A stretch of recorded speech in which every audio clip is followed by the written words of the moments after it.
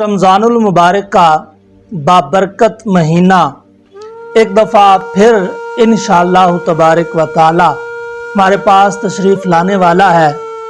رمضان المبارک سے ایک دن قبل، ایک دن پہلے نبی پاک صلی اللہ تعالی علیہ وآلہ وسلم نے صحابہ اکرام کو اکٹھا کیا اور اس مہینے کی برکات، اس مہینے کی عظمت و فضیلت خود بیان فرمائی اور صحابہ اکرام کو بھی اس پر نبی پاک صلی اللہ علیہ وآلہ وسلم نے مطلع فرمایا۔ روایت حضرت سلمان فارسی رضی اللہ تعالیٰ عنہ سے ہے، ان سلمان الفارسی جی رضی اللہ تعالی عنہ قال خطبنا رسول اللہ صلی اللہ علیہ وآلہ وسلم فی آخر یوم من شعبان، کہ نبی پاک صلی اللہ تعالی علیہ وآلہ وسلم نے شعبان کے آخری دن یعنی رمضان شروع ہونے سے پہلے ہمیں ایک خطبہ ارشاد فرمایا، اور وہ خطبہ کیا تھا؟ فرمایا کہ فقال یا ایھا الناس، سرکار نے فرمایا اے لوگو، قد اضلکم شہر عظیم، یقیناً تم پر ایک عظیم بڑی عظمت والا مہینہ سایہ فگن ہونے والا ہے، تشریف لے کر آنے والا ہے۔ فرمایا شہر مبارک، یہ مہینہ برکت والا مہینہ ہے، مبارک مہینہ ہے۔ اور فرمایا کہ شہر فیہ لیلۃ خیر من الف شہر، فرمایا اس ایک مہینے میں ایک رات ایسی ہے کہ اس ایک رات کی عبادت 1000 مہینوں سے بھی زیادہ ہے۔ اور یقیناً یہ تمام شارحین حدیث نے لکھا ہے کہ یہ لیلۃ القدر کی رات ہے، جسے رمضان کی آخری طاق راتوں میں ڈھونڈنے کے متعلق حکم ارشاد فرمایا گیا ہے۔ اور حضور فرماتے ہیں جعل اللہ صیامہ فریضۃ، اللہ تبارک و تعالی نے اس کے دن کے وقت روزہ رکھنا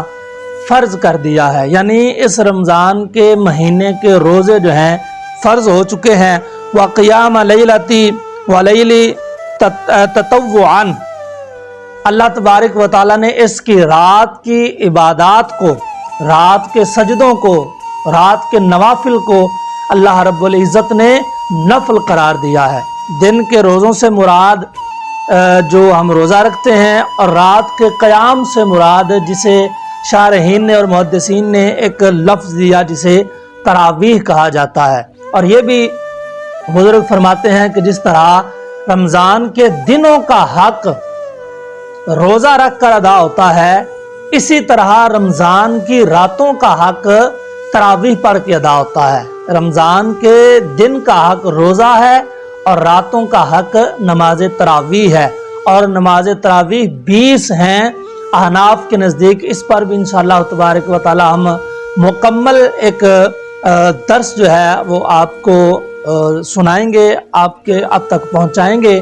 کہ جس میں یہ واضح لکھا ہوا ہے کہ صحابہ کرام 20 رکعات ہی نماز تراویح ادا فرمایا کرتے تھے۔ تو لہٰذا اس کے دن کو اللہ نے فرض قرار دیا ہے اور راتوں کو اللہ نے عبادت کرنا نفل قرار دیا ہے۔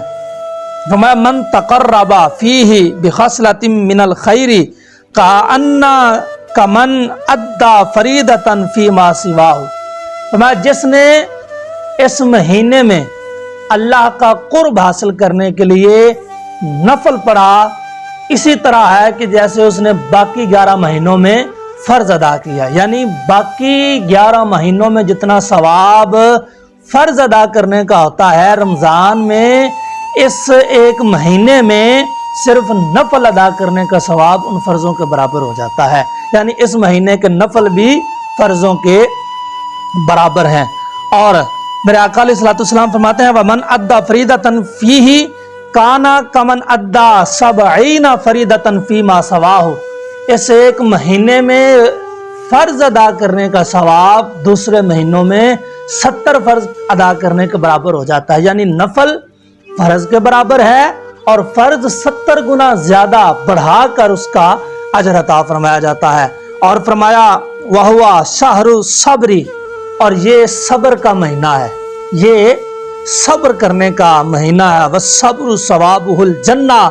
اور صبر کا جو اجر ہے وہ جنت الفردوس ہے، جنت المأوا ہے، جنت ہے۔ اور فرمایا وشہر المواسات، اور یہ مہینہ رمضان کا غریبوں پر، غرباء پر رحم کرنا اور ان پر خرچ کرنے کا مہینہ ہے۔ حضور فرماتے ہیں وشہر یزاد فیہ رزق المؤمن، فرمایا یہ وہ مہینہ ہے کہ اس مہینے میں مومن کا رزق بڑھا دیا جاتا ہے، اس کے رزق میں برکات کا نزول ہو جاتا ہے۔ آپ نے دیکھا ہے کہ اس مہینے میں لوگ کام تھوڑا بھی کرتے ہیں لیکن انہیں اس کی پرافٹ اور اس کا بینیفٹ، اس کا فائدہ زیادہ ہوتا ہے دوسرے مہینوں کی نسبت۔ یہ اللہ تبارک و تعالیٰ کی ایک خاص عطا ہے، اس مہینے کی ایک خاص فضیلت اور خصلت ہے کہ رمضان کے مہینے میں مومن کا رزق جو ہے وہ وسیع کر دیا جاتا ہے۔ فرمایا من فطر فیہ صائما، جس بندے نے اس مہینے میں کسی روزہ دار کا روزہ افطار کروایا، فرمایا کان لہ مغفرۃ لذنوبہ وعتق رقبتہ من النار، اور فرمایا جس نے افطاری کروائی کسی روزہ دار کو، اللہ تبارک و تعالی اس کے گناہوں کو معاف فرمائے گا اور جہنم سے اس کی گردن کو آزادی مل جائے گی، یعنی اس کو جہنم سے آزادی ملے گی اور اس کے گناہوں کی مغفرت ہو جائے گی۔ فرمایا وَقَانَ لَهُ مِثْلَ أَجْرِهِ مِنْ غَيْرِ أَنْ يَنْتَقِصَ مِنْ أَجْرِهِ شَيْءٌ، فرمایا کہ روزہ رکھنے والے کو جتنا ثواب ملا ہے روزہ افطار کروانے والے کو بھی اتنا ہی ثواب دیا جائے گا، اور یہ نہیں ہوگا کہ روزہ دار کا ثواب نکال کے، روزہ دار کا ثواب کم کر کے روزہ افطار کروانے والے کو دیا جائے گا، جتنا ثواب روزہ رکھنے والے کو ملا ہے روزہ افطار کروانے والے کو بھی اتنا ہی ثواب عطا فرمایا جائے گا۔ اور میرے آقا علیہ الصلوۃ والسلام فرماتے ہیں، جب یہ سرکار نے فرمایا تو حضرت سلیمان فارسی فرماتے ہیں جو حدیث کے راوی ہیں کہ قلنا یا رسول اللہ صلی اللہ علیہ وسلم لیس کلنا نجد ما نفطر بہ الصائم، یا رسول اللہ ہم میں سے ہر بندہ اتنا مال و دولت اور اتنی اپنے رزق میں وسعت تو نہیں رکھتا کہ جس کے ساتھ لوگوں کی افطاری کروائے اور روزے داروں کے روزے جو ہیں وہ افطار کروانے کا کوئی بڑا لمبا چوڑا اہتمام کرے۔ یا رسول اللہ ہم میں سے سارے برابر تو نہیں نا، کچھ ہیں جن کو اللہ نے زیادہ دیا ہوا اور کچھ ہیں جن کو کم دے کر بھی اللہ تعالیٰ آزما رہا ہے، تو یا رسول اللہ ہم سارے تو اس قابل نہیں کہ روزے افطار کروائیں۔ تو میرے آقا علیہ الصلوۃ والسلام نے اس کے جواب میں ارشاد فرمایا مفہوم اس کا یہ ہے کہ صحابہ روزہ افطار کروانے کے لیے ضروری نہیں کہ طرح طرح کے کھانے ہوں اور بڑے لمبے چوڑے دسترخوان ہوں تو پھر ہی روزہ افطار کروانے کا ثواب ملے گا، بلکہ نبی پاک صلی اللہ علیہ وسلم نے فقال رسول اللہ صلی اللہ تعالی علیہ وسلم یعطی اللہ ھذا الثواب من فطر صائما علی مدقۃ لبن او تمر او شربۃ من الماء، حضور نے فرمایا کہ یہ ضروری نہیں کہ لمبا چوڑا کو دسترخوان لگا کے اور 50 قسم کے کھانے پکا کے روزہ افطار کرواؤ گے تو پھر ثواب ملے گا۔ فرمایا جس نے اس مہینے میں کسی روزہ دار کو صرف ایک چلو بھر دودھ یا ایک کھجور یا ایک پانی کے گلاس کے ساتھ بھی روزہ افطار کروا دیا، اللہ اسے بھی وہی اجر دے گا جو روزہ رکھنے والے کو اجر دیا ہے، اور اس کے اجر سے نکال کر روزہ افطار کروانے والے کو اجر نہیں دیا جائے گا بلکہ اسے بھی اتنا ہی دیا جائے گا اور افطار کروانے والے کو بھی اتنا ہی عطا کیا جائے گا۔ اور نبی پاک صلی اللہ علیہ وآلہ وسلم نے فرمایا کہ ومن اشجع صائما سقاہ اللہ من حوضی شربتا لا یظمأ حتی یدخل الجنہ، فرمایا کہ جس نے ویسے پانی پلا دیا یا دودھ پلا دیا یا کھجور کھلا دی اسے تو ثواب ملے گا، لیکن جس نے کسی روزہ دار کو سیر کروایا یعنی رج کے کھانا کھلوا دیا کہ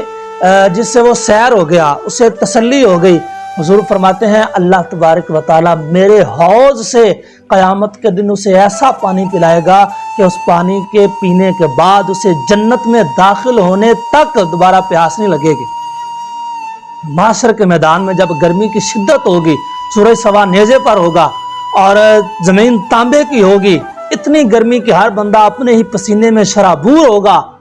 حتیٰ کہ نبی اور رسول بھی ذہابو الی غیری کی صدائیں بلند کریں گے۔ اس وقت بھی حضور فرماتے ہیں جس بندے نے روزہ افطار کروا دیا کسی کو، اسے میرے حوض سے وہ پانی پلایا جائے گا کہ جس پانی کو پینے کے بعد جنت میں داخل ہونے تک اسے دوبارہ پیاس نہیں لگے گی۔ میرے آقا علیہ الصلوۃ والسلام نے فرمایا وَهُوَ شَهْرٌ، یہ ایسا مہینہ ہے کہ اولہ رحمہ، اس کا پہلا عشرہ جو ہے، پہلا حصہ جو ہے وہ رحمت کا ہے، وَأَوْسَطُهُ مغفرہ، اور دوسرا عشرہ جو ہے وہ مغفرت کا ہے، وَآخِرُهُ عِتْقٌ مِّنَ النَّارِ، اور تیسرا عشرہ جو ہے وہ نجات کا ہے، جہنم کی آگ سے نجات کا ہے۔ اور آخری بات فرمایا من خفف عن مملوکہ فیہ غفر اللہ لہ وَأَعْتَقَهُ مِنَ النَّارِ، اور جس بندے نے، جس مالک نے اپنے ملازم اور اپنے ماتحت پر اس مہینے میں اس کے کام میں تخفیف کی، یعنی پہلے جو بندہ آپ کے پاس کام کر رہا ہے آپ کی فیکٹری میں یا آپ کے دفتر میں یا آپ کی دکان پر، وہ 8 گھنٹے کام کرتا ہے تو اس مہینے میں اس کا کام 5 گھنٹے، اس کی ڈیوٹی 5 گھنٹے کر دی جائے، تو حضور فرماتے ہیں جو بندہ مالک اپنے مملوک کے کام میں تخفیف کرے گا، اللہ تبارک و تعالیٰ اس کے پچھلے گناہ بھی معاف فرمائے گا اور اسے جہنم سے آزاد بھی فرما دے گا۔ تو اللہ تبارک و تعالیٰ کی بارگاہ میں دعا ہے کہ خلاق کائنات ہمیں اس مہینے کے فیوز و برکات، جسے پنجابی میں کہتے ہیں نا دوئی دوئی ہتھیں، اللہ تبارک و تعالیٰ ہمیں ہر لحاظ سے اس مہینے کا احترام کرنے کی، اس مہینے کا حق ادا کرنے کی توفیق عطا فرمائے۔